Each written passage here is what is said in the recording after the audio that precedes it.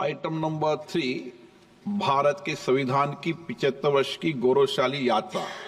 मैं इसलिए दोबारा सब्जेक्ट बोल रहा हूं ताकि बोलते समय सभी मान्य सदस्यों को ध्यान रहे कि किस विषय पर हम चर्चा कर रहे हैं। श्री किरेन रिजिजू जी।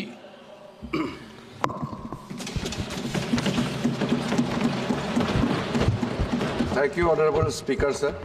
आपकी ड्रेस बहुत अच्छी है आज। Thank you sir. आपका सर कपड़ों पे आपका नजर बहुत कम जाते हैं, आज आपका नजर गया, धन्यवाद सर। सर कल बहुत अच्छा डिबेट हुआ और हमारे विपक्ष और ट्रेजरी बेंच से सबने अपने बात रखे हैं।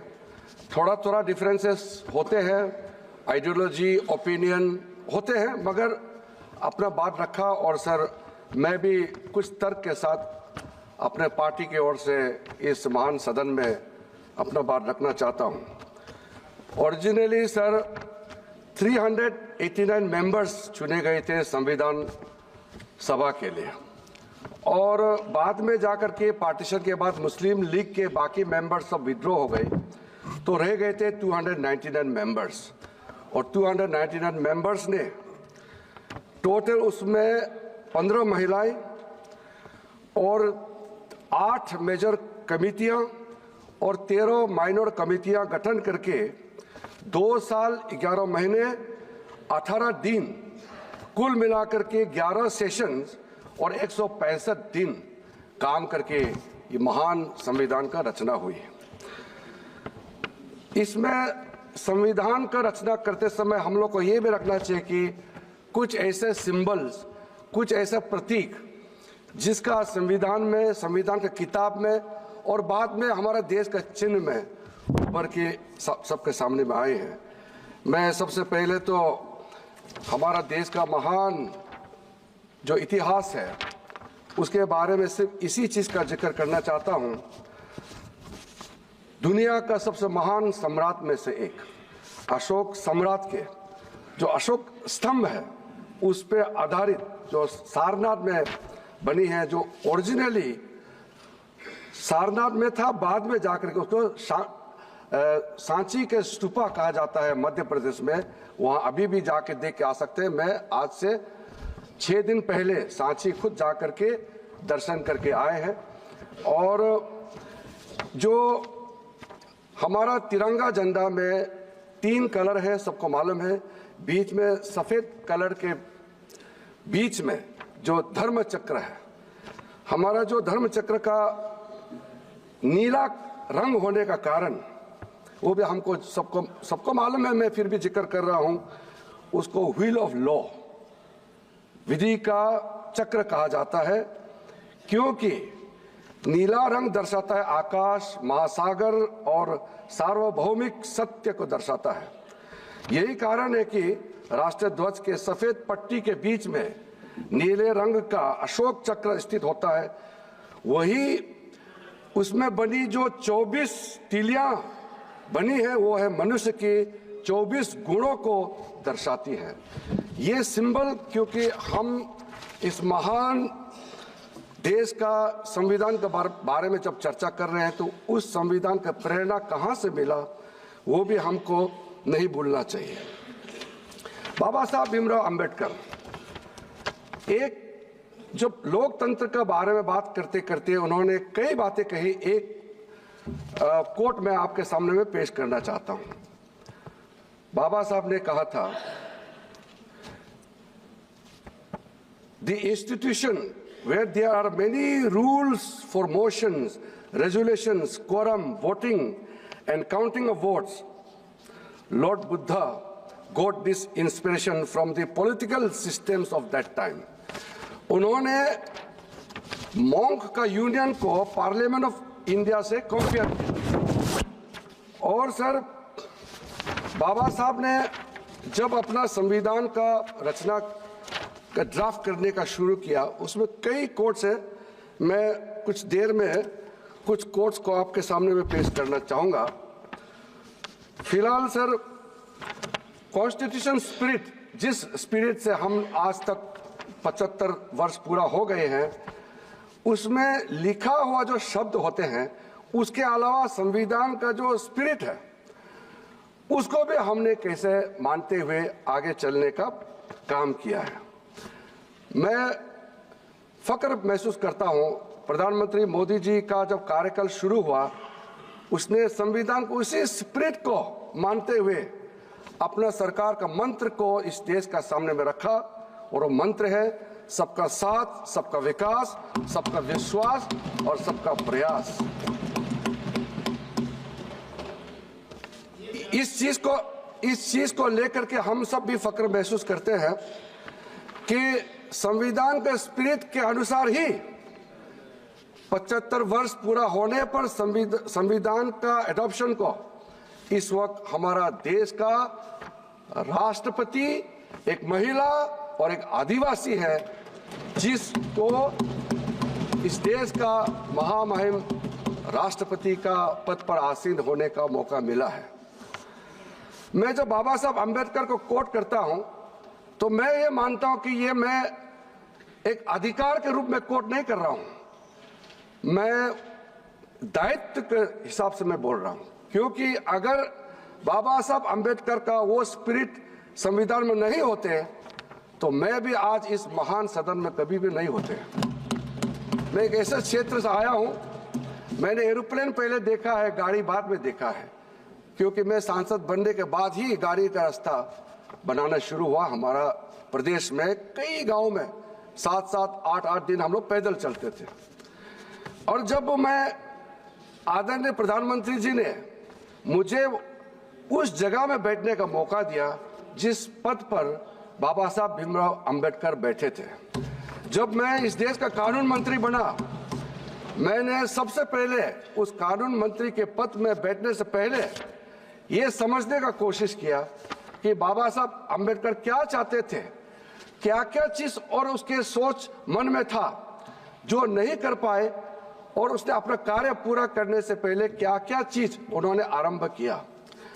वो सुबह मैं कानून मंत्री के पद पर जाने से पहले सबसे पहले मेरा मन में यह आया कि बाबा साहब भीमराव अंबेडकर इस देश का पहला कानून मंत्री तो बना, लेकिन उन्होंने इस्तीफा क्यों दिया, इसका चर्चा लोगों के सामने में अक्सर नहीं होते हैं। जब कोई इंसान किसी पद से इस्तीफा देते हैं उसका बड़ा कारण होता है, वो भी बाबा साहब भीमराव अंबेडकर जैसे जिन्होंने महान संविधान का रचना किया। इसको हम आर्किटेक्ट ऑफ इंडियन कॉन्स्टिट्यूशन के नाम से जाने जाते हैं, और इतने कम समय में कानून मंत्री के पद से क्यों इस्तीफा दिया। तो मैंने ढूंढ करके वो पत्र जो बाबा साहब भीमराव अंबेडकर ने पंडित नेहरू जी को लिखा, जो प्रधानमंत्री थे, उस पत्र को मैंने पढ़ा है। अब मैं पत्र को, लंबा पत्र है, पूरा जिक्र नहीं करना चाहूंगा, और उसके पत्र में 1 पॉइंट से 2 पॉइंट से वो भी मैं कुछ देर में मैं जिक्र करूंगा। अभी मैं सबसे पहले इस बात से मैं शुरू करूंगा कि आप हो या हम सब फक्र महसूस करते हैं इस देश का नागरिक होने का, क्योंकि हमारा देश का संविधान दुनिया का सबसे बड़ा संविधान ही नहीं, दुनिया का सबसे खूबसूरत संविधान भी है। उस संविधान में सब कुछ है। मैंने बीते सालों में दुनिया का कई संविधानों का भी मैंने परखने का कोशिश किया है, प्रावधानों का भी, और हमारा संविधान का प्रावधानों को भी मैंने बारीकी से देखा है। इसलिए मैं कह सकता हूं इसमें पार्टी, उस पार्टी, इस पार्टी का सवाल नहीं है। हम सब भारतीय हैं और इस संविधान को लेकर के हम लोग गौरव महसूस करते हैं। इसमें बाकी का तो छोड़ दीजिए, मैं 1-2 जो आर्टिकल का स्पिरिट को, मैं जिस स्पिरिट को जिक्र किया था सबसे पहले, उसको यह अंगीकृत किया गया था आर्टिकल 15। आर्टिकल 15 में किसी भारतीय को, चाहे कोई धर्म का हो, कोई जात का हो, बच्चा हो, बूढ़ा हो, औरत हो, मर्द हो, कोई सवाल नहीं, हर एक भारतीय को बराबर का दर्जा देने का सबसे पहले आर्टिकल 15 में जिक्र किया गया है। फिर उसके बाद आर्टिकल 16 में, अनुच्छेद 16 में सबको बराबरी का मौका देने का, इक्वालिटी इन अपॉर्चुनिटी, इसका भी वहां मेंशन किया गया है। फिर माइनॉरिटी का हम लोग बात करते हैं, मैं खुद एक माइनॉरिटी कम्युनिटी से आता हूं और आर्टिकल 25 में बाकी सब हिंदू हो या कोई भी, हमारे 6 माइनॉरिटी कम्युनिटी है, हिंदू को मिला के 7 है, सबको अपना धर्म मानने का, प्रैक्टिस करने का और दूसरा को बताने का आजादी संविधान ने दिया गया है। आर्टिकल 29 में माइनॉरिटी का इंटरेस्ट को प्रोटेक्शन के लिए भी प्रावधान दिया गया है। फिर आर्टिकल 30 में लिंग्विस्टिक माइनॉरिटीज का राइट्स के बारे में भी पूरा जिक्र किया गया है। अध्यक्ष महोदय, कुछ कंपेयर करना हमको जरूरी इसलिए है कि जो हमने किया इस देश में, चाहे कांग्रेस का सरकार हो चाहे हमारे सरकार हो, सबने अपने अपने तरीके से काम किया है। जो माइनॉरिटी कमीशन यहां बनाया गया है उसका नाम है national commission of minorities act. मैंने चेक किया है, किसी दूसरे राष्ट्र में ऐसा कमीशन अलग से नहीं बनाया गया है। हमारे देश में जितना माइनॉरिटी कम्युनिटीज है, चाहे वो मुस्लिम हो, सिख हो, ईसाई हो, बौद्ध हो, पारसी हो, जैन हो, सबके लिए लीगल प्रोटेक्शन ही नहीं, उसके लिए एफर्मेटिव एक्शंस का जो प्रावधान है वो भी दूसरे देशों का तुलना में कई अधिक प्रावधान हमारे देश में रखा गया है। कई काम कांग्रेस ने भी किया है माइनॉरिटीज के लिए, मैं उसका नकारना नहीं चाहता हूं। मैं जो कह रहा हूं वो देश के प्रति हम लोग का जो एक सोच रखना चाहिए उसी लिहाज से मैं कह रहा हूं। कई कानून है, पूरा मैं बोलना नहीं चाहता हूं।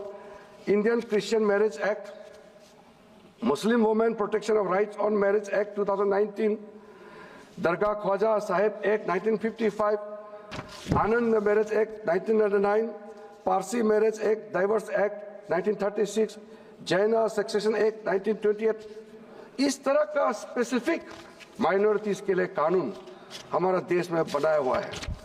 आज मैं जिस मंत्रालय को देख रहा हूं, अल्पसंख्यक मंत्रालय के माध्यम से 6 माइनॉरिटी कम्युनिटीज के लिए कई स्कीम चल रहे हैं। स्कीम का नाम यहां जिक्र करने का जरूरत नहीं है, जब क्वेश्चन आंसर या चर्चा आएगा तो हम जरूर विस्तार से बताएंगे। कई ऐसे स्कीम है, मैं खुद अभी जब संसद नहीं चलता है तो जगह जगह जा करके हर एक माइनॉरिटी कम्युनिटी के लोगों से मैं मिलता हूं और पूछता हूं आपके लिए जो प्रावधान भारत सरकार ने किया है कितना लाभ आपको मिला है, अगर नहीं मिला है तो हमको क्या करना चाहिए, हम सुझाव भी लेते हैं। साथ साथ सर, मैं एक चीज को बहुत गंभीरता से कहना चाहता हूं। हम सब मानते हैं कि हमारा संविधान खूबसूरत है, बहुत अच्छा है और हम गौरव भी करते हैं, 75 साल पूरा भी हो गए हैं। लेकिन कुछ चीजें हैं जिसको बोलते समय और लोगों के सामने में दर्शाते समय हमको ध्यान रखना चाहिए। ऐसा तो ना हो कि हम जो बोल रहे हैं, हम जो कर रहे हैं, उससे हमारा देश का छवि दुनिया के सामने में कहीं कम तो नहीं हो रहा है क्या? आप सोच के देखिए, हम जब से आजादी प्राप्त हुए तब से वोटिंग राइट से लेकर के जो प्रावधान मैंने गिना है सबके लिए है। आपको पता है अमेरिका में हमारे जो ब्लैक्स जिसको कहते हैं रंग वाला, उनको वोटिंग राइट 1965 में मिला। इसलिए मैं कह रहा हूं ना, वहां उस समय बोलते थे, वही बता रहा, आप ध्यान से नहीं सुना।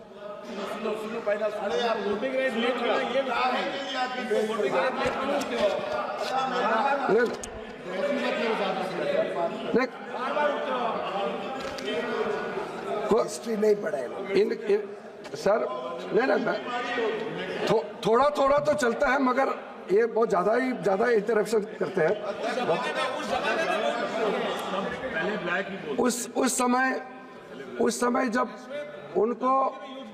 उनको जितने कलर्ड कम्युनिटीज है, खास करके उस समय अमेरिका में बड़े संवेदनशील मुद्दा था।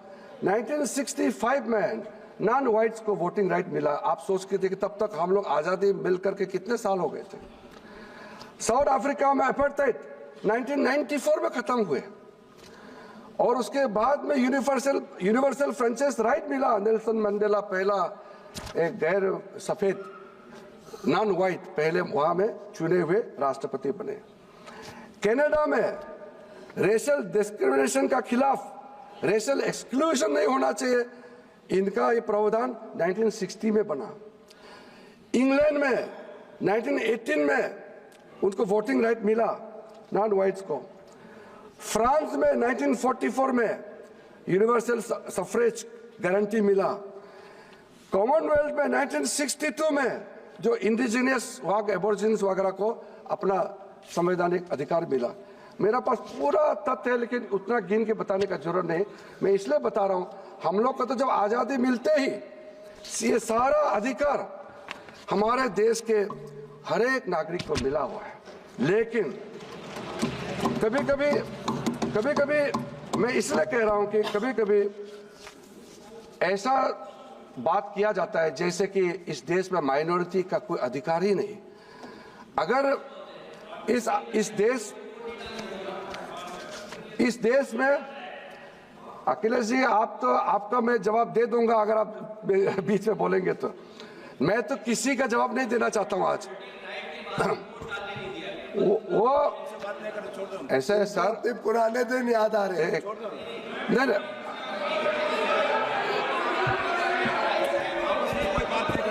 सर मैं अखिलेश जी को मैं जवाब नहीं देना चाहता हूं, क्योंकि उनको जवाब देंगे तो फिर वो मुश्किल में पड़ जाएंगे। समाजवादी का समय में उत्तर प्रदेश में क्या हालत था सर। मैं सर ये बात सर मैं माननीय मंत्री जी बोलिए। सर जो नैरेटिव क्रिएट किया जा रहा है, मैं आपके सामने में बोलना चाहता हूं सर। कुछ सर्वे है, ग्लोबल सर्वे सामने में हमने पढ़ा है, उसमें centre for policy analysis in European union का सर्वे के मुताबिक यूरोपियन यूनियन में 48% लोग डिस्क्रिमिनेशन के शिकार हुए हैं, ऐसा मानता है ये सर्वे का रिपोर्ट आया है। उसमें से ज्यादातर मुसलमान धर्म को मानने वाला, इस्लाम धर्म को मानने वाला का रिपोर्ट है। फ्रांस में कई डिस्क्रिमिनेशन का रिपोर्ट पेश किया। मैं नहीं कह रहा हूं, रिपोर्ट के बारे में मैं बता रहा हूं। उसमें जो हेड स्कार्फ पहनते हैं, बुर्का पहनते हैं, इसको लेकर के मेजॉरिटी मुस्लिम कम्युनिटी के लोग ने उसको आपत्ति किया है और कहा कि ये उनके खिलाफ डिस्क्रिमिनेशन किया जा रहा है। स्पेन में इंटीरियर हेड क्राइम्स, मुस्लिम के खिलाफ हेड क्राइम्स का रिपोर्ट इतना हाई है, ये भी इन्हीं का रिपोर्ट में जिक्र किया गया है सर। इंडोनेशिया जो मुस्लिम डोमिनेटेड देश है, वहां में शियास और अहमदियास के खिलाफ में डिस्क्रिमिनेशन किया जाता है करके रिपोर्ट में आया है। मैं नहीं कह रहा हूं, ये रिपोर्ट में कह रहे हैं। पाकिस्तान का हालत आप जानते हैं, बांग्लादेश में जो होता है आप लोग मालूम है, अफगानिस्तान में सिखों का संख्या, हिंदूज का संख्या, ईसाई का संख्या क्या हो गया आपको मालूम है। चाहे वो तिब्बत में प्रॉब्लम हो या म्यांमार में हो, श्रीलंका में हो या बांग्लादेश में हो, पाकिस्तान, अफगानिस्तान हो, जो माइनॉरिटीज का खिलाफ जुल्म होता है या कुछ दिक्कतें आते हैं, सबसे पहला देश जहां वो आते हैं संरक्षण लेने के लिए वो है भारत देश में। यहां सेफ है इसलिए तो आते हैं। फिर ऐसे बातें क्यों कहा जाता है कि इस देश में माइनॉरिटीज को कोई प्रोटेक्शन नहीं है। माइनॉरिटी ठीक है, इंसिडेंट कहीं होता होगा, माइनॉरिटी मेजॉरिटी इंडिविजुअल घर घर में परिवार में भी झगड़ा होते हैं, गांव में झगड़ा होते हैं। इसको भारत में अल्पसंख्यकों को कोई जगह नहीं दिया जा रहा है। आप गुरुद्वारा नहीं जाने दिया जा रहा है, मुसलमानों को दरगाह नहीं जाने दिया जा रहा है। ऐसा क्यों कहते हैं? इसलिए मैं कह रहा हूं कि ऐसा बातें नहीं करना चाहिए जिससे देश का छवि को नुकसान होता है। ये मैं किसी एक पार्टी के लिए नहीं कह रहा हूं, मैं देश के लिए कह रहा हूं। मैं देखिए बीच बीच में टोका टोकी थोड़ा चलता है अध्यक्ष जी, मगर बार बार बोलने से वो अच्छा नहीं होगा आपके लिए भी हमारे लिए भी। मैं एक मिनट मंत्री, मैं माननीय सदस्यगणों से आग्रह करूंगा कि माननीय मंत्री महोदय सकारात्मक बोल रहे हैं, मैं सभी माननीय सदस्यों अपेक्षा करूंगा कि वह बैठे बैठे टिप्पणी नहीं करें। धन्यवाद अध्यक्ष महोदय। देखिए सर, मैं बहुत सीधा साधा आदमी हूं। मैं जो सोचता हूं वही बोलता हूं।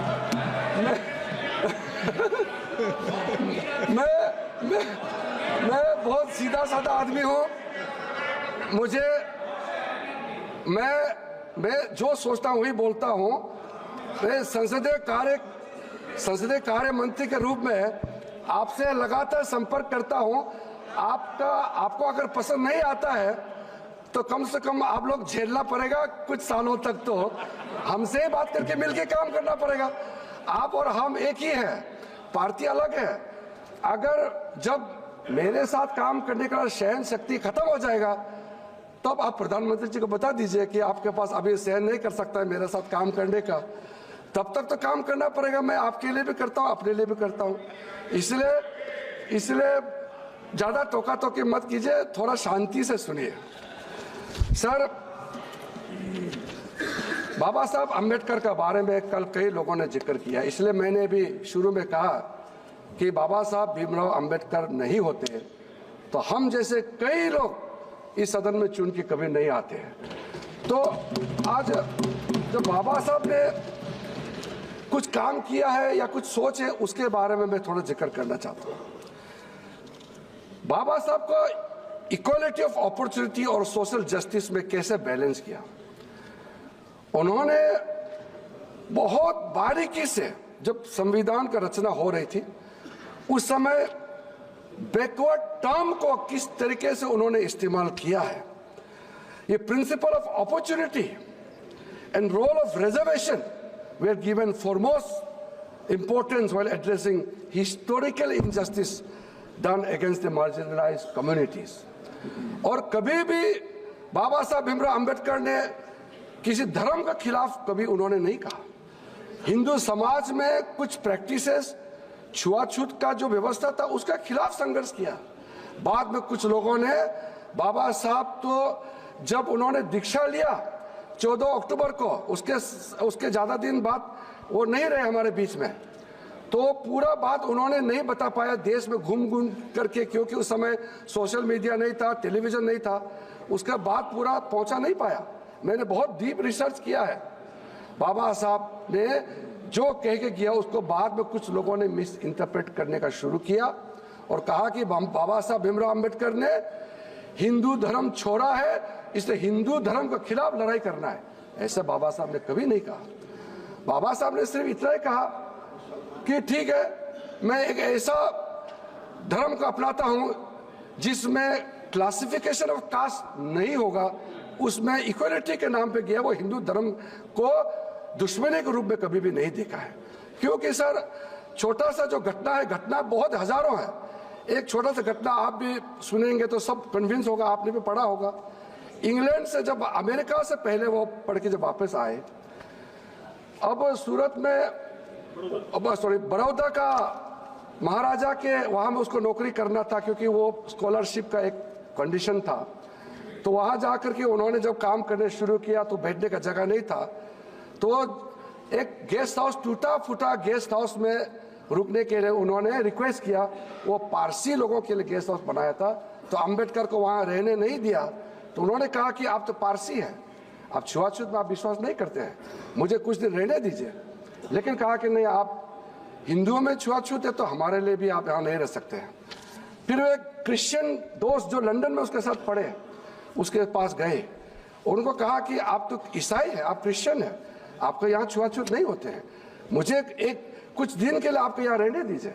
तो उन्होंने कहा कि देखिए, मैं आपको रहने दूंगा, मगर आपको अगर मेरा बगल घर में रहने दूंगा तो मेरा सारा बिजनेस ठप हो जाएगा, कोई मेरा साथ काम नहीं करेगा, इसलिए आपको मैं रहने के लिए इजाज़त नहीं दे सकता हूँ। तो उसके बाद जब वो संभाजी नगर से आगे जाके अजंता फोर्ट देखने गए, आते समय संभाजी नगर में जो दौलताबाद फोर्ट है वो देखने गए अपने कुछ साथियों के साथ। टूटा फूटा गाड़ी में गई तो पूरा धूल हो गई। धूल साफ करने के लिए वहाँ छोटा सा तालाब था। तालाब में जब गए तो कुछ मुसलमान ग्रुप आए और कहा कि तुमने हमारा तालाब को छू करके क्यों गंदा किया है। उन्होंने कहा कि बाबा साहब ने कहा अभी रमजान चल रहे हैं और आप लोग मुसलमान में छुआछूत नहीं होते, तो ये पानी छूने से आप कैसे आप गंदे हो गए। कहा कि ऐसा कुछ नहीं है, आपने हमारे तालाब का पानी छुआ, आपको हम लोग सबक सिखाएंगे। तब बाबा साहब ने वो बड़ा वाक्य कहा, जो हिंदुओं के लिए अछूत है वो मुसलमानों के लिए भी अछूत है, ईसाई के लिए भी अछूत है और पारसी के लिए भी अछूत है।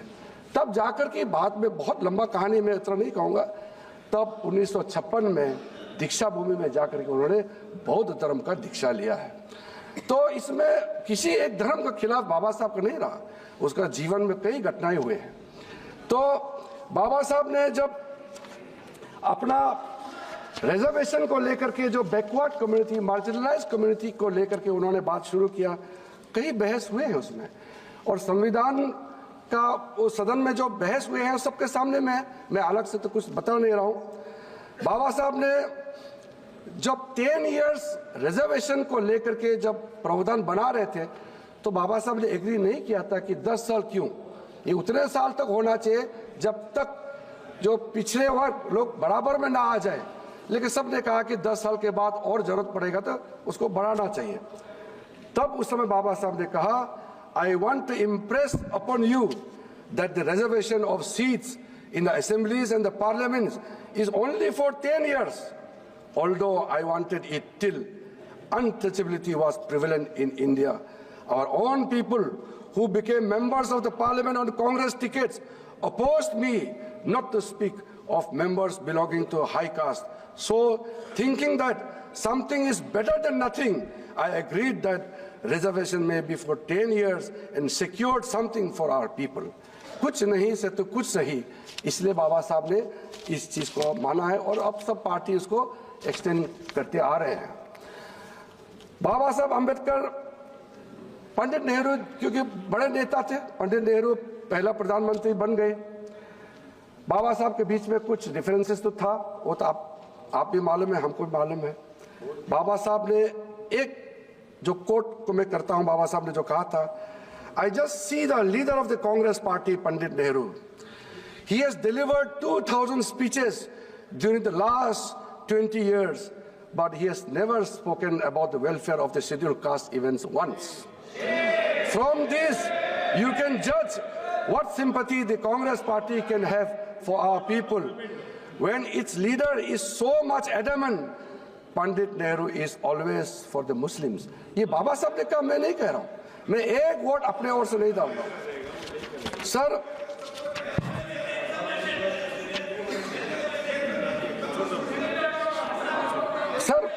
बाबा साहब भीमराव अंबेडकर, अरे संविधान पर चर्चा कर रहे हैं, बाबा साहब के बारे में बात नहीं करेंगे तो किसके बारे में बात करेंगे हम?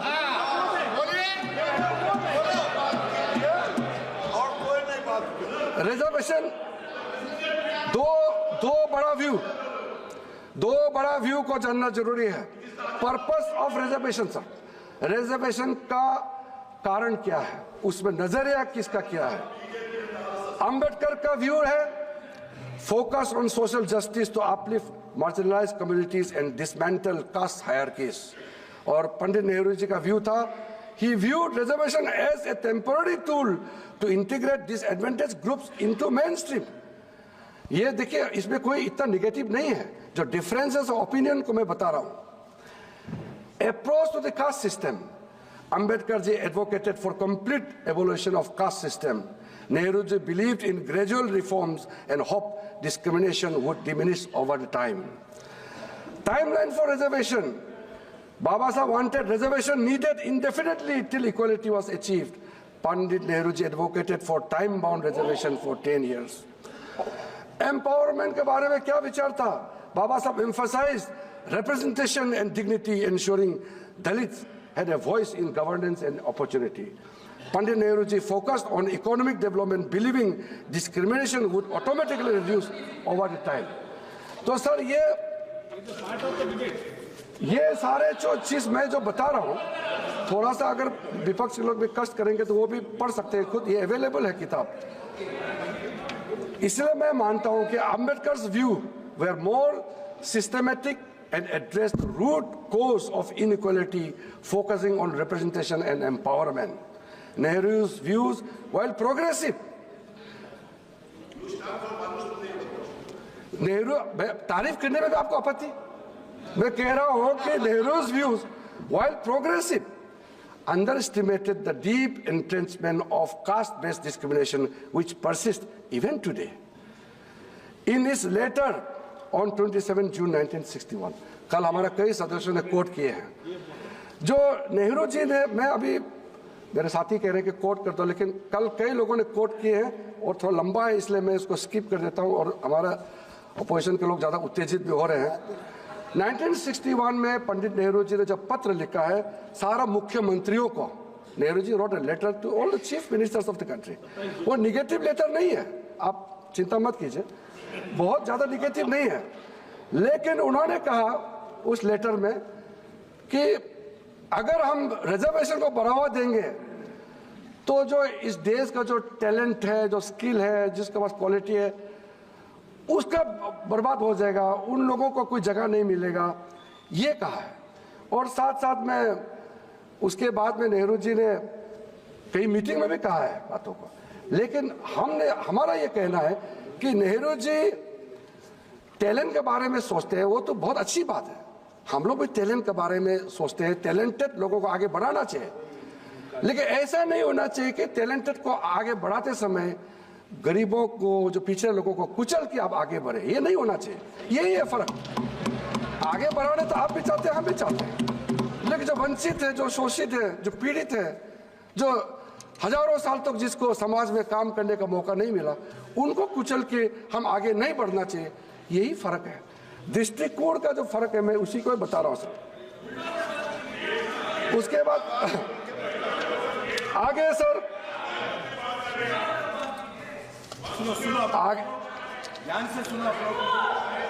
आगे सर, अगर आप ऐसे ही कहेंगे तो मैं मंडल कमीशन वाला भी बोल देता हूं। मंडल कमीशन रिपोर्ट तो 80 में आ गए थे, लेकिन क्या जरूरत था 10 साल तक आपके सरकार, केलकर कमेटी रिपोर्ट पहले, आप लोग इतने सालों तक मंडल कमीशन के रिपोर्ट को हाथ नहीं लगाया, और जब विश्वनाथ प्रताप सिंह का सरकार बना, national front supported by BJP, BP Singh का समय में ही मंडल कमीशन का रिपोर्ट टेबल हुआ है, और उसके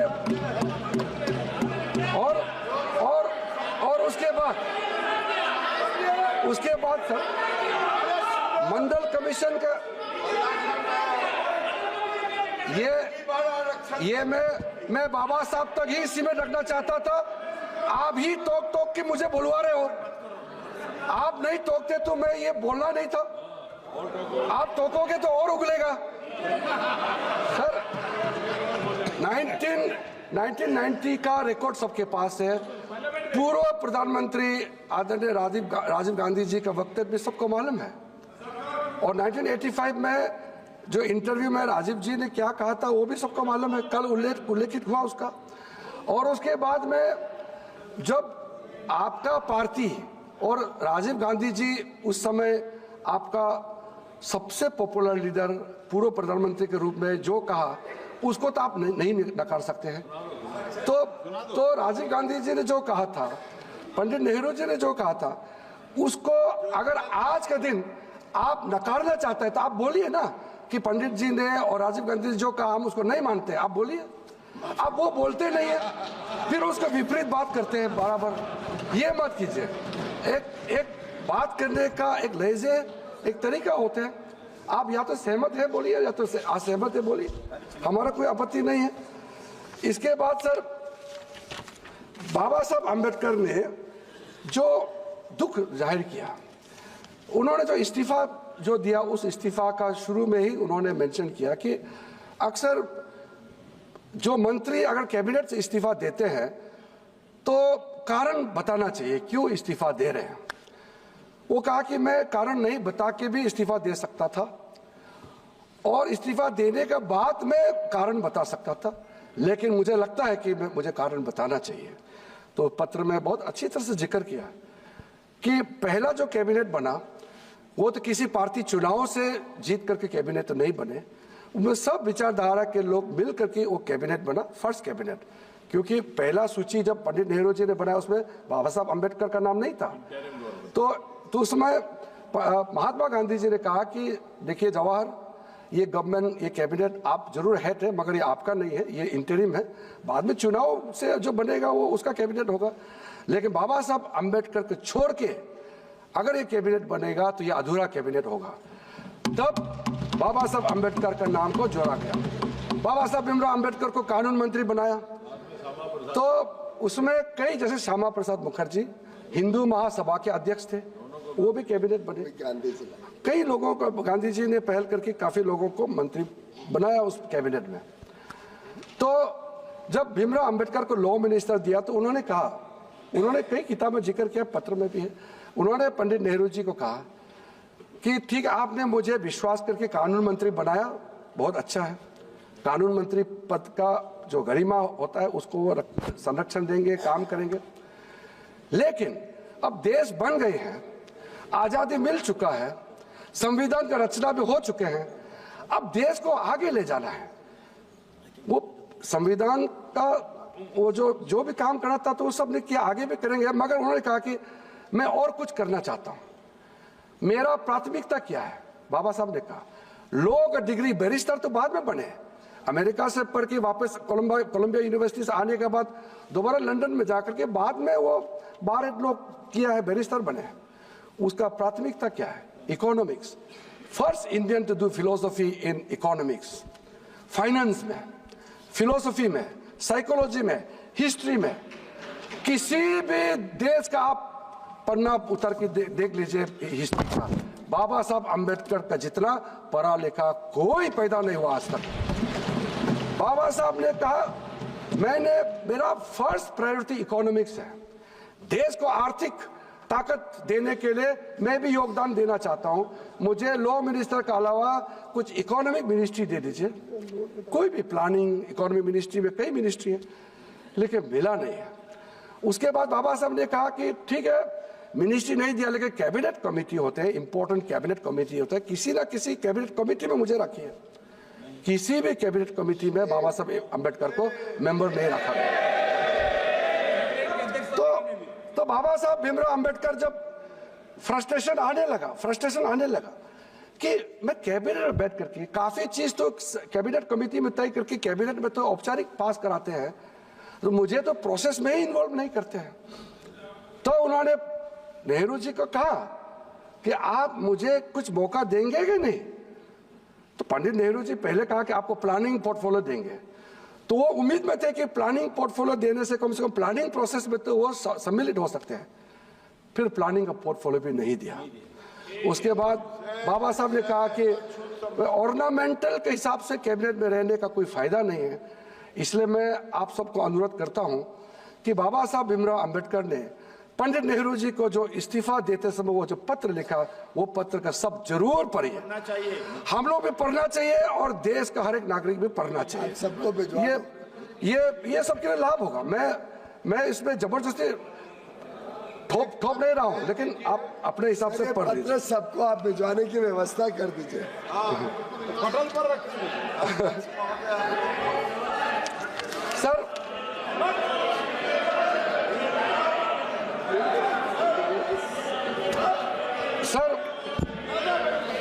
अब मैं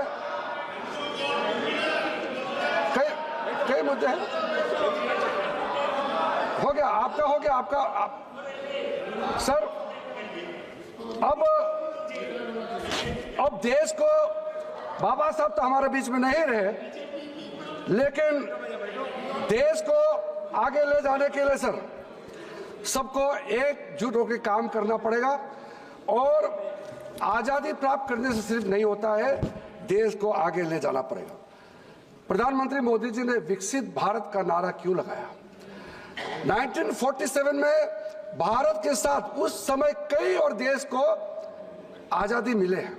There are many countries, especially in Asia and Africa, who attained independence during the same period of late 40s and 50s and even up to the 60s. Many countries got freedom. आप आज कई देशों का हालत देख लीजिए। Democracy में भारत से कोई मुकाबला नहीं कर सकता है। डेमोक्रेसी में हम सबसे आगे बढ़ गए हैं, सक्सेसफुल एंड वाइब्रेंट डेमोक्रेसी। लेकिन आर्थिक के क्षेत्र में जो सवाल रह गया था, हमारे सिंगापुर, मलेशिया, इंडोनेशिया, कई देशों का जीडीपी पर कैपिटा इनकम हमसे 8 गुना 9 गुना ज्यादा हो गया। तब प्रधानमंत्री जी को लगा कि आजादी सिर्फ होने से नहीं होगा, डेमोक्रेसी होने के साथ साथ भारत को एक अमीर शक्तिशाली राष्ट्र भी बनना चाहिए। तब जाकर के ये विकसित राष्ट्र का नारा लगाया। मैं कभी कभी सोचते रह गया, मुझे किस्मत से काफी कम उम्र में इस लोकसभा का सदस्य बनने का मौका मिला। मैं तब से सोचते रह गया, मैं तो अपोजिशन में थे, पीछे बैठते थे और सुनते थे हमारा सीनियर लीडर अटल बिहारी वाजपेयी जैसे लोग, अडवाणी जैसे लोग, उसमें प्रणब मुखर्जी जैसे लोग, चंद्रशेखर जी जैसे फॉर्मर प्राइम मिनिस्टर, काफी सीनियर लोग का बात सुनते थे। तो मैं सोचते थे कि 65 इयर्स 70 इयर्स के बाद भी भारत अमीर राष्ट्र क्यों नहीं बना? So many countries have become developed country. What is the reason that India could not become developed country? हमारा देश में किसी चीज का कमी नहीं है। सबसे ज्यादा चीज इस चीज को देखना चाहिए कि Indians are one of the most intelligent people in the world. Gifted है, टैलेंट है, पढ़ा लिखा है, सभ्यता है, हमारा हिस्ट्री है। फिर भी देश गरीब कैसे रहा? आप नहीं सोचते हैं क्या? या आप 65 इयर्स आप सरकार में रहे हैं इसलिए आप सोचने का मौका नहीं मिला क्या? देश अमीर क्यों नहीं बना? डेवलप कंट्री क्यों नहीं बना? अगर 1947 में या उसके पास 10 साल बाद भी एक लक्ष्य रखता कि इतने सालों तक भारत को विकसित बनना ही पड़ेगा, अगर लक्ष्य रखते तो जरूर प्राप्त होते। ये लक्ष्य 2014 के बाद में हमारे सामने में आया है। एक लक्ष्य रख करके तो जाना पड़ेगा। किसी राष्ट्र को आगे बढ़ना है तो लक्ष्य को सामने में रख के चलना होगा। बिना लक्ष्य के आप कुछ प्राप्त नहीं कर सकते हैं। तो हमारा हाथ में अब 23 साल बाकी है और 23 साल में भारत को विकसित राष्ट्र बनना है। यह समय कम है, मगर मैं पूर्ण दृढ़ निष्ठा से विश्वास के साथ कहता हूं, पूरा देश एकजुट काम करेंगे तो 23 साल में भारत विकसित राष्ट्र बन सकता है। By 2047 India can develop fully as any other nation has achieved. तो इसलिए सर, जब कोई न्यू रखता है, विजन रखता है, मैंने सुना विपक्ष के लोग उसका भी मजाक उड़ाते हैं। स्वच्छ भारत अभियान चला रहा है, उसका मजाक उड़ाते हैं। आपके सर, मेरे पास एक विषय आया जो मैं विपक्ष को याद आ गया। उस विषय के साथ साथ एक आदमी एक कॉलोनी में रहते हैं, उसका नाला इतना गंदा है, नाला गंदा है, कागज प्लास्टिक पड़ा हुआ है, और वो उसका फोटो खींच करके हमको भेजा, देखो आपका स्वच्छ भारत अभियान का ये हालत है। तो मैंने पूछा, मोदी जी ने रेड फोर्ट से, लाल किला के प्राचीर से कहा कि भारत को स्वच्छ रखना चाहिए, तो आपके नाला के सामने में जो गंदा है वो मोदी जी आके साफ करना चाहिए कि आप खुद को साफ करना चाहिए? खुद का काम तो खुद करना चाहिए। प्रधानमंत्री जी ने आह्वान दिया है, मिलके करना होता है।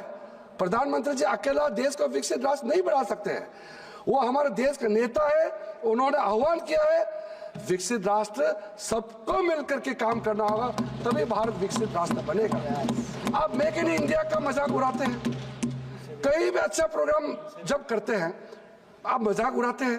मैं स्पोर्ट्स मिनिस्टर था, मैं fit India movement, prime minister ने कहा कि फिटनेस के लिए कुछ कीजिए, फिट इंडिया मूवमेंट का हमने मूवमेंट चलाया। एक भी हमारा opposition MP fit India movement में भाग लेने के लिए नहीं आया। क्या आप फिट नहीं रहना चाहते हैं क्या? आप अपना स्वास्थ्य के लिए चिंता नहीं है क्या? आप फिट रहोगे तो देश फिट होगा। फिट सबको रहना है। ऐसा जो कोई पॉलिटिकल चीज है ही नहीं, उसमें भी आप मजाक उड़ाते हैं। वैक्सीन का मजाक उड़ाते कई, मैं उदाहरण देने में, और अभी मैं समय बर्बाद नहीं करूंगा। मेरा एमपी बनने तक हमारा नॉर्थ ईस्ट में आसाम को छोड़ के पूरा हमारा बॉर्डर एरिया में मैक्सिमम बॉर्डर पॉइंट्स में गाड़ी से जाने का कोई सुविधा नहीं था, क्योंकि रास्ता नहीं बनाया था। मैं जब नॉर्थ ईस्ट के अलावा मैं जब गृह राज्य मंत्री बना, राजनाथ सिंह हमारा सीनियर गृह मंत्री थे, मैं हेलीकॉप्टर लेकर सीधा गया गुंजी में, क्योंकि गुंजी के बारे में मैंने बचपन से सुना था। क्योंकि गुंजी का एक डॉक्टर मिले मुझे जब मैं दिल्ली विश्वविद्यालय में पढ़ाई कर रहा था, तो उन्होंने कहा कि दोबारा आप लोग रास्ता नहीं बनाया इसलिए हेलीकॉप्टर से जाना पड़ा सर। तो उन्होंने कहा 35 साल पहले गुंजी छोड़ के देहरादून आए, देहरादून से दिल्ली आए, दोबारा वापस जाने का हिम्मत नहीं है, क्योंकि 18 दिन पैदल चलना पड़ता है बोला। तो मैंने उनको कहा कि मैं आपका गुंजी जाता हूं, मैं देखता हूं क्या है। तो हम गए, तो गुंजी के जो लोकल लोग हैं, बाकी तो प्लान हो गए, 2-4 लोग मुझे मिले और कहा कि देखिए गांव में बहुत कम लोग बच गए हैं, सब चले गए हैं, आप मोदी जी को बता दीजिए कि गुंजी के लोग सपना देखना छोड़ दिया है, कभी गाड़ी रास्ता बनेगा। तो मैंने कहा आप चिंता मत कीजिए, देश का प्रधानमंत्री मोदी जी बन गए हैं और आपके लिए रास्ता बहुत जल्द बन जाएंगे। और बाद में 4 साल के अंदर में गुंजी रास्ता बन गया और सारे लोग आराम से एक दिन में धारचूला होते हुए गुंजी पहुंच सकते हैं। आपको याद है आपके पूर्व रक्षा मंत्री ने राज्यसभा में जो बयान दिया था, वो तो बहुत ऑनेस्ट बात कहा है। आपके मंत्री हैं, बहुत ऑनेस्टली बोला है, इसलिए मैं तारीफ करता हूं। काम किया नहीं किया, लेकिन बात तो सही बोला है, उसका तारीफ करता हूं। क्योंकि उन्होंने खुद कहा कि मैं देश का रक्षा मंत्री हूं और मुझे ये कहने में कोई संकोच नहीं है कि हमारा सरकार, मतलब कांग्रेस सरकार ने ऐसा पॉलिसी तय किया कि बॉर्डर एरिया में रास्ता नहीं बनाना चाहिए, और रास्ता बनेगा तो उसी रास्ते से चीन आ जाएंगे और हमारा जमीन ले जाएंगे। I will authenticate sir.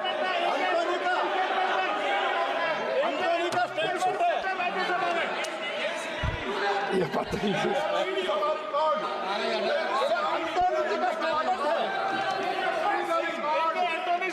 Rajya Sabha में स्टेटमेंट है, क्या खोल देता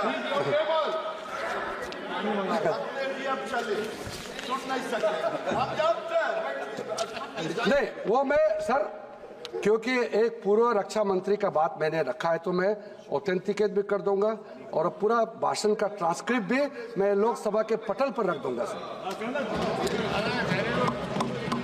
तो क्योंकि सर हमारा देश ठीक है, आमदनी इतना ज्यादा नहीं हो सकता है, मगर इतना कमजोर नहीं है कि बॉर्डर एरिया में रास्ता नहीं बना सकते हैं।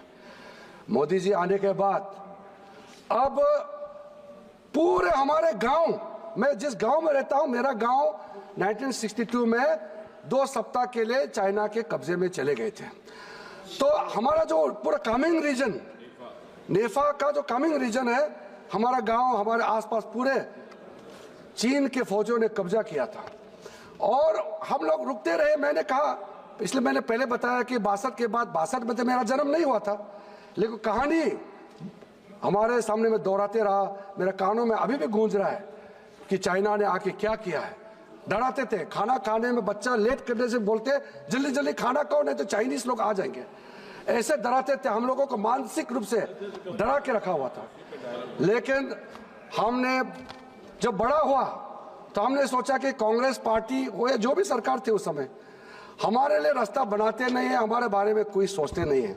और जिस दिन मैंने पॉलिटिकल पार्टी में ज्वाइन करने का निर्णय किया, तो मेरा पहला निर्णय करने का कारण, जो मुख्य कारण है, वो ये है कि मैं एक ऐसा पॉलिटिकल पार्टी में ज्वाइन करूंगा जिसका सोच राष्ट्रवादी हो और देश का हर एक इंच को बचाने का ताकत रखता है, सोच रखता है। इसलिए मैंने भारतीय जनता पार्टी में ज्वाइन करने का निर्णय किया। अखिल भारतीय विद्यार्थी परिषद के साथ काम करके मैं आज बीजेपी का सदस्य होने का फख्र महसूस करता हूं। सर, आज जो जिस जगह में पैदल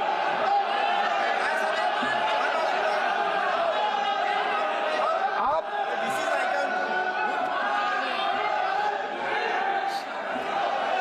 सर अगर इसका अगर एक मिनट सर मैं आपको कहना चाहता हूं, अगर इनका उम्र और मेरा उम्र बराबर होता तो मैं बहुत कुछ कहना चाहता हूं, लेकिन उम्र के लिहाज से मैं आपको नहीं कहना चाहता हूं, इज्जत देता हूं। सीनियर को इज्जत करो। She is my senior, I will not speak much. आप बैठ जाइए। हो गया।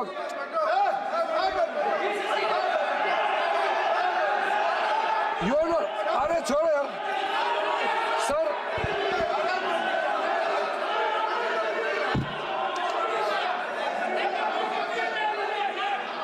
एक मिनट नो, उन्होंने ऐसा क्या कह दिया? कोई असंसदीय बात नहीं की उन्होंने, माननीय मंत्री जी, कोई असंसदीय बात नहीं की। उन्होंने कहा कि उनकी उम्र मेरी उम्र होती तो यही तो कहा, कोई असंसदीय बात नहीं की माननीय मंत्री जी। अध्यक्ष महोदय, आज मैं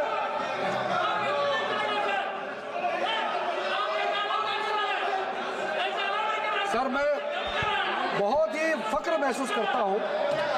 आज बचपन में जिस गांव में मैं पैदल चलता था, जिस जगह मैं बचपन में पैदल जाके 6-7 दिन लगते थे, आज 3-4 घंटे में मैं गाड़ी से पहुंचता हूं। ये बदलाव हमने 10 सालों में देखा। अध्यक्ष महोदय,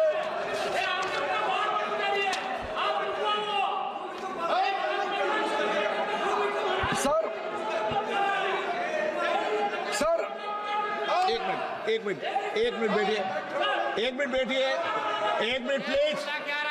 प्लीज नो, बस करते हैं, प्लीज बैठिए।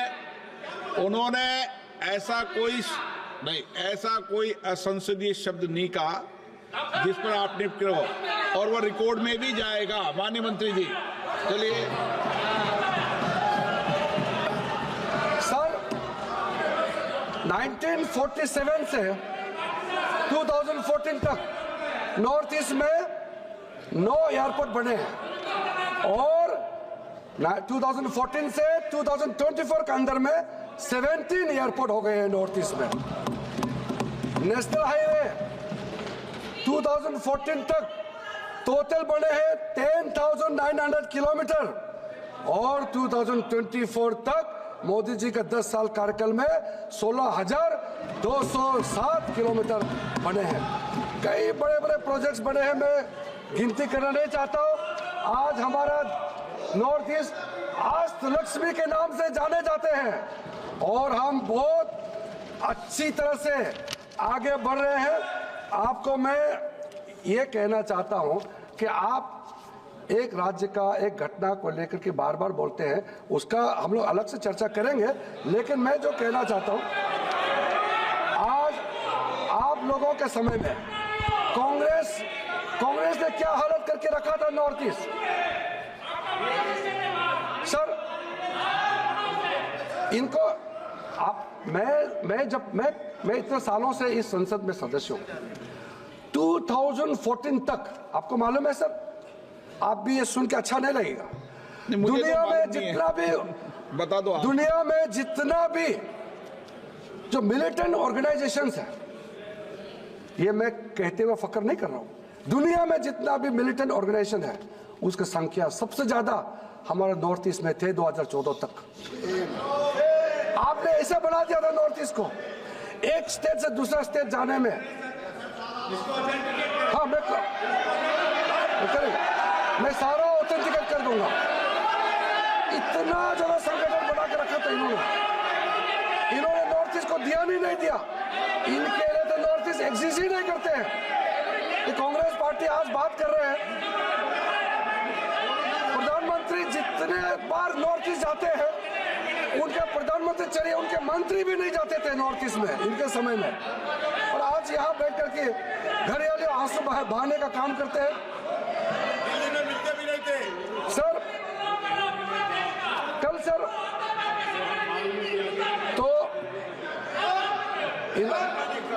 इन्होंने संविधान के बारे में तो कल ज्यादा जिक्र नहीं किया, मैं समझ सकता हूं।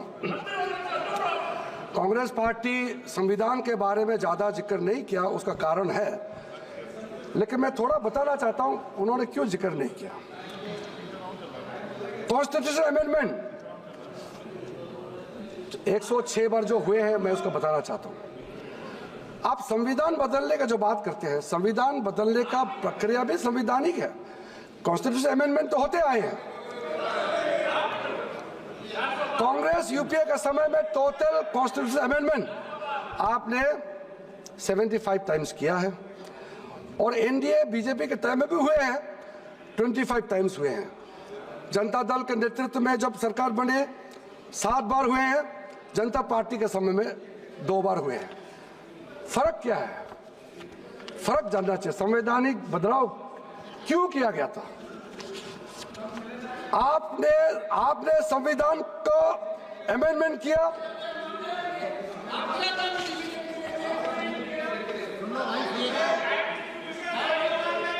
एक मिनट, एक सेकंड। मैं फिर आपको आग्रह करता हूं, और फिर विनम्र आग्रह कर रहा हूं कि आप कई बार बैठे बैठे आसन पर टिप्पणी करते हैं कि इनका समय खत्म हो गया। आपको पता है कि इनका समय खत्म हो गया? 5 घंटे 18 मिनट भारतीय जनता पार्टी का समय है, ठीक है ना? और आप सब अगर ये चाहते हैं कि बिल्कुल समय से बोलने दिया जाए, तो आगे भी ये व्यवस्था कर दूंगा मैं। हाँ, ठीक है। तो उनका समय अभी पूरा है, 5 घंटे 28 मिनट समय है। माननीय राजनाथ सिंह जी, और ये मिलाकर अभी ये बोले हैं कितने, 1 घंटा 63 मिनट पहले वाले वक्ता बोल चुके हैं। कितना? 1 घंटा 63 मिनट कुल वक्ता।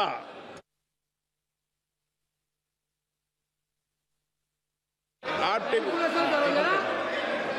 चलिए बोलिए, आपका समय है। जब मेरा समय समाप्त होगा, अध्यक्ष जी मुझे बता देंगे तो मैं बैठ जाऊंगा।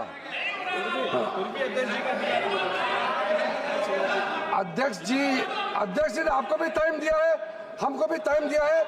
देखो, समय संख्या से तय होता है, मैंने समय अपने आप से मर्जी से नहीं लिया है। सर, मैं कह रहा था, सर, संवैधानिक बदलाव, संविधान में जो अमेंडमेंट होते हैं, वो आपने भी किया है, हमने भी किया है। आपने ज्यादा किया, हमारा कम है, लेकिन मैं केंद्रित किस बात में करना चाहता हूं। आपने अमेंडमेंट किस लिए किया था? 39 कॉन्स्टिट्यूशन अमेंडमेंट क्यों किया? वो इलाहाबाद हाई कोर्ट ने जो इंदिरा गांधी जी के खिलाफ जजमेंट दिया, उसको बदलने के लिए आपने संविधान का आपने 42nd अमेंडमेंट क्यों किया? संविधान को, जो प्रियम्बल को बदलने के लिए आपने 42nd अमेंडमेंट संविधान को किया है। हमने संविधान बदलाव किया, महिलाओं को आरक्षण देने के लिए संविधान का बदलाव किया। हमने संविधान का बदलाव किया है, ओबीसी को कॉन्स्टिट्यूशन दर्जा देने के लिए हमने संविधान का बदलाव किया है। संविधान बदलाव का भी कारण जानना चाहिए। आप बिना कारण कैसे बोलते हो? शाहबानों को कानून बदलाव। अब शाहबानों को, मुस्लिम महिलाओं को जो अधिकार मिलना चाहिए, उसको रोकने के लिए आपने संविधान का बदलाव किया। फर्क है संविधान बदलाव में। सर, आपने राष्ट्रपति शासन कितना बार लगाया आपको मालूम है? इतना ज्यादा लगाया आप भूल गए होंगे। आप टोटल अभी तो 132 बार आर्टिकल 356 का ये हुआ। देखिए सर, मैं सबका बताता हूं। आईएनसी यूपीए ने 90 टाइम्स आर्टिकल 356 का इस्तेमाल किया, और भारतीय जनता पार्टी एनडीए का समय भी हुआ है, कारण थे 12 बार। जनता दल के नेतृत्व में जब सरकार बने 8 बार, जनता पार्टी के समय में 22 बार। अब आप हमको कहते हैं कि हम संविधान को हत्या करते हैं, संविधान को हम नहीं मानते। ये कारण जानने के बाद आपको दुख नहीं लगता है कि आपने झूठ बोल दिया, गलत बात बोल दिया? संविधान का हत्या तो आपने किया है, संविधान का हमला तो आपने किया है, संविधान का प्रियम्बल कोई आपने बदल डाला, संविधान का मूल आत्मा कोई आपने बदल डाला, फिर आप दूसरे को किस मुंह से, किस हिम्मत से आप आलोचना करते हैं? सोचना चाहिए। सत्य बोलिए, असत्य मत बोलिए। और महाराष्ट्र और हरियाणा की जनता ने जवाब भी दे दिया। सर, जुडिशरी के बारे में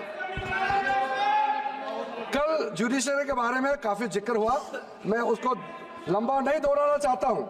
सर, मैं संविधान को जब चर्चा कर रहे हैं, देखिए आप चिंता मत कीजिए, मैं 10 मिनट में समाप्त कर दूंगा, अभी समाप्त कर दूंगा। चलो, दर्द हो रहा है इनको, दर्द हो रहा है। 5 मिनट आपका समय मैं बता रहा हूं। ऐसे माननीय सदस्य कोई विषय हो तो टेबल पे जाकर मालूम कर ले, लेकिन सदन चाहता है तो कितना समय? 2 घंटे और 34 मिनट भारतीय जनता पार्टी का समय है। बोलिए माननीय मंत्री जी। अध्यक्ष महोदय जी, संविधान के बारे में बात करते समय, संविधान के बारे में चर्चा करते समय भी और चर्चा नहीं करते समय भी संविधान का सम्मान करना हम सबका जिम्मेदारी है। आप मुझे बताइए, इस देश का किसी मुख्यमंत्री ने, आपके पार्टी हमारे पार्टी का सवाल नहीं है, इस देश का कौन वो पहला मुख्यमंत्री है जो संविधान यात्रा निकाला था? आदरणीय नरेंद्र मोदी जी जब गुजरात का सीएम बना, पहली बार उन्होंने संविधान यात्रा निकाला, और संविधान सम्मान यात्रा निकालने का कारण था कि संविधान को सिर्फ पकड़ना नहीं, गांव-गांव तक, लोगों का दिल तक ले जाना है और संविधान के बारे में लोगों को बताना है। इसलिए संविधान सम्मान यात्रा निकाला। और जब मोदी जी प्रधानमंत्री बना, इस देश में इतने साल तक इन्होंने शासन किया, संविधान के बारे में कभी उन्होंने सोचा है? ये तो प्रधानमंत्री नरेंद्र मोदी जी के कारण से हम संविधान दिवस मना रहे हैं। 2015 में पहली बार हमारे देश में संविधान दिवस मनाने का सिलसिला शुरू हुआ है। इतने साल तक आपको संविधान याद नहीं आया? और उस समय आपका बड़े नेता, मैं नाम नहीं लेना चाहता हूं, जब संविधान दिवस मनाया जा रहा था, उनके नेता ने कहा संविधान दिवस मनाने का क्या जरूरत है? 26 जनवरी मनाते हैं हम लोग, संविधान दिवस क्यों मनाना चाहते हैं? नाम मत पूछिए, मुझे रखना पड़ेगा फिर नाम मत पूछिए, आप खुद समझ लीजिए। सर,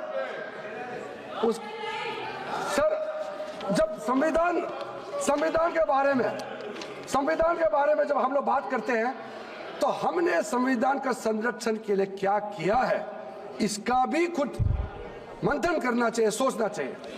सर, मैं 1-2 सवाल, अगर आप लोग बीच में टोका टोकी नहीं करते तो मैं अपना बात को कुछ पॉइंट बोल करके समापन करना चाहता था, लेकिन आपने मुझे टोका है तो मैं बहुत सॉफ्ट क्वेश्चन, कुछ छोटा सवाल मैं आपके लिए छोड़ के जाना चाहता हूं।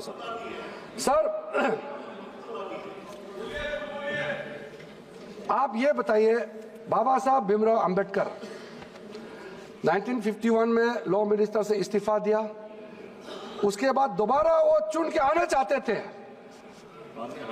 कांग्रेस पार्टी ने बाबा साहब को पीछा करके मुंबई में और विदर्भ में बाबा साहब अंबेडकर को क्यों हराया और दोबारा इस लोकसभा में चुन करके आने का मौका नहीं दिया? इस लोकसभा सत्र में मैं आपको कहना चाहता हूं, हम सब के लिए कितना अच्छा होता अगर बाबा साहब फिर से चुन के आते 1952 इलेक्शन में।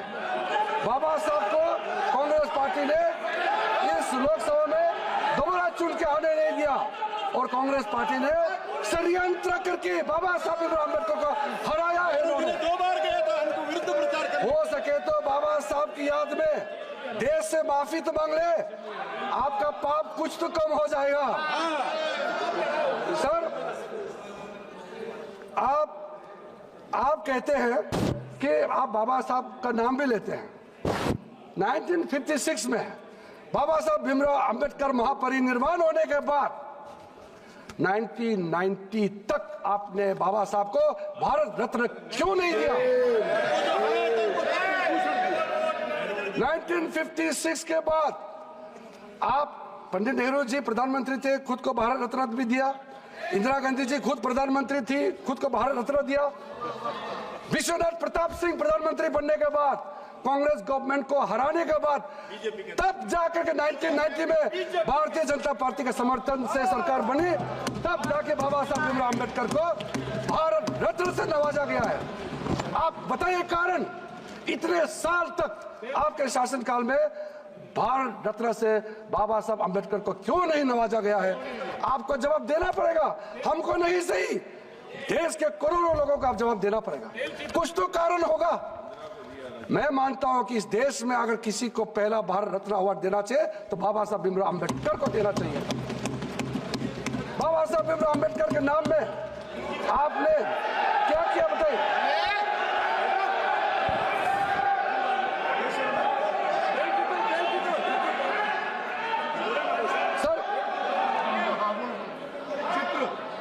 प्रधानमंत्री मोदी जी ने जो काम किए, स्कीम चलाया, बाकी को मैं नहीं कहना चाहता हूं, बहुत लंबा हो जाएगा।